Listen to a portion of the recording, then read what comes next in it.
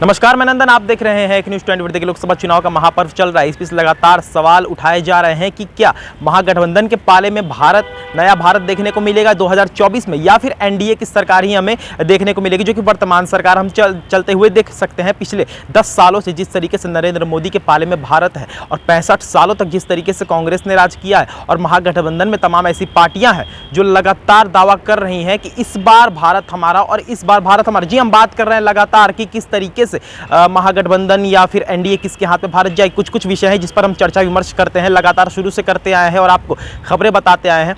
बहुत सारे सवाल उठते हैं। भारत में अगर बात करें तो 35% यानी कि 48 करोड़ तक युवा भी है, तो क्या युवाओं का वोट किसे जाएगा? क्योंकि युवा अगर भाजपा को वोट देगी तो क्या राम मंदिर के प्रेफरेंस पे वोट देगी या फिर गवर्नमेंट जॉब के प्रेफरेंस पे? आपको पता होगा कि जिस तरीके से राम मंदिर बना, प्राण प्रतिष्ठा हुआ, भाजपा के पाले में वोट तो जाएंगे ही, क्योंकि राम मंदिर के मुद्दे से ही सबसे अहम मुद्दा था कि भाजपा अपने सत्ते में आई थी। तो क्या राम मंदिर बनवाकर युवा, जो कि 48 करोड़ यानी कि 35% तक भारत में युवा है, उनका वोट ले पाएगी भाजपा? क्या एनडीए उनका वोट ले पाएगी? बहुत सारे सवाल उठाए जाते हैं। वही कांग्रेस, जो महागठबंधन की ही कह सकते हैं कि शीर्ष नेतृत्व कर रही है, वो कांग्रेस के खाते में कितने वोट जाएंगे? तो कांग्रेस पर हम जानते हैं कि शुरुआत से सवाल उठाए जाते हैं कि कांग्रेस एक छत्र की सरकार है, कांग्रेस मुसलमानों की सरकार है। अगर हम धार्मिक स्थल पर बात करें तो मुसलमानों की सरकार इसलिए क्योंकि बहुत सारे ऐसे दावे किए जाते हैं कि कांग्रेस के राज में ही बहुत सारे ऐसे स्टेप लिए गए, ऐसे कदम उठाए गए जो एक छत्र शासनकाल होने की दावे भी कह सकते हैं। जिस तरीके से हम आपको बताते हैं कि मदरसा बना,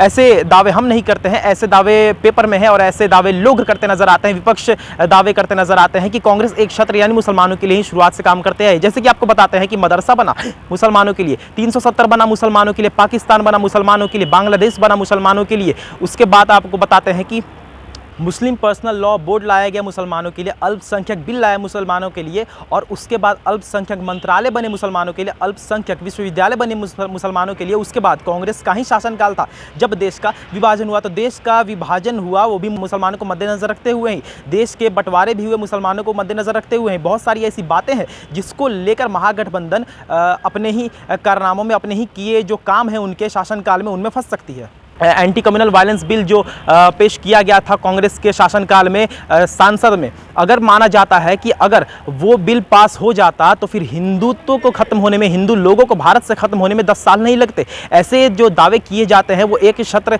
कांग्रेस के हित में जाते हैं कि मुसलमानों के लिए कांग्रेस चलती है। तो क्या कांग्रेस सिर्फ मुसलमानों के लिए काम करके, और वही नहीं, महागठबंधन में जितनी पार्टियां हैं, महागठबंधन सारे पार्टीज की अगर बात करें तो वो सारे पार्टीज पर एलिगेशन लगाए गए हैं कि वो सारे पार्टी सिर्फ और सिर्फ मुसलमानों के लिए ही कार्य करते हैं। अब देखना यह है कि क्या दो पार्टीज, महागठबंधन या फिर एनडीए पर धब्बे लगाए जाते हैं, दाग लगाए जाते हैं कि एनडीए भी एक छत्र की पार्टी है। जिस तरीके से राम मंदिर की बात हो या फिर सीएए की बात हो, यूसीसी की बात हो, एनआरसी की बात हो, 370 हटाने की बात हो, बहुत सारे ऐसे मुद्दे हैं जो बीजेपी पर दावा लगाते हैं विपक्ष की। बीजेपी भी एक छत्र दावा करती है, बीजेपी भी जो भी नियम लाती है, जो भी कानून लाती है, वो एक छत्र कानून ही है।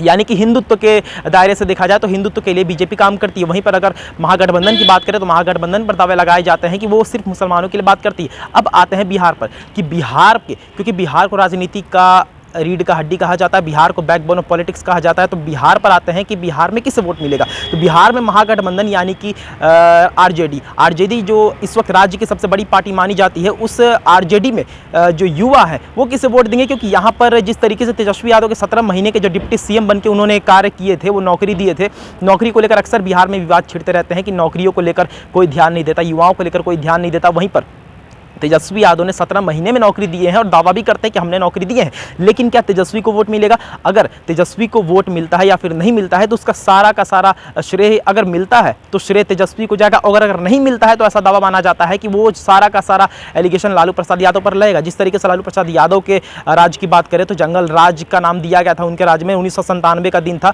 उस 1997 का साल था जहां पर सबसे पहले जंगल राज लालू प्रसाद यादव के राज में कहा गया था। वो शासनकाल था जिसका हो सकता है कि भुगतान तेजस्वी यादव को करना पड़े, क्योंकि पिता के शासनकाल को जंगल राज का नाम दिया और बेटे का तो शासनकाल आया नहीं है, लेकिन डिप्टी सीएम जब तक बन रहे तब तक उन्होंने रोजगार देने का तो काम किया है। लेकिन क्या यहाँ के बुजुर्ग, यहाँ के लोग जंगल राज को भूल जाएंगे? बहुत सारी बातें हैं जो महागठबंधन के पाले में भी वोट डाल सकती है। क्योंकि युवा की अगर बात करें, जैसा कि हमने शुरुआत में बताया था वीडियो के, कि प्रतिशत यानी 48 करोड़ तक युवा है भारत में, तो क्या वो युवा राम मंदिर पर ही आपको वोट देंगे? हम बीजेपी की बात कर रहे हैं, वही युवा सिर्फ राम मंदिर पर वोट देंगे या फिर उन युवाओं को नौकरी भी चाहिए, उन युवाओं को रोजगार भी चाहिए? इस पर सवाल उठाए जा सकते हैं। तो क्या युवा महागठबंधन के पाले में जाएंगे और जो धर्म से रिलेट रखते हैं, जो धर्म से संबंध रखते हैं, वो बीजेपी की तरफ जाएंगे? बहुत सारी बातें, लोकसभा चुनाव का पर्व चल रहा है, इस बीच किस पार्टीज को कितनी वोट मिलेंगी वो लोकसभा चुनाव के बाद ही परिणाम देखने को मिलेगा। फिलहाल हमने जितनी कुछ बातें बताई वो सारा कुछ सर्वे कहता है, हम नहीं कहते हैं। आप सर्वे करके देख सकते हैं कि आखिर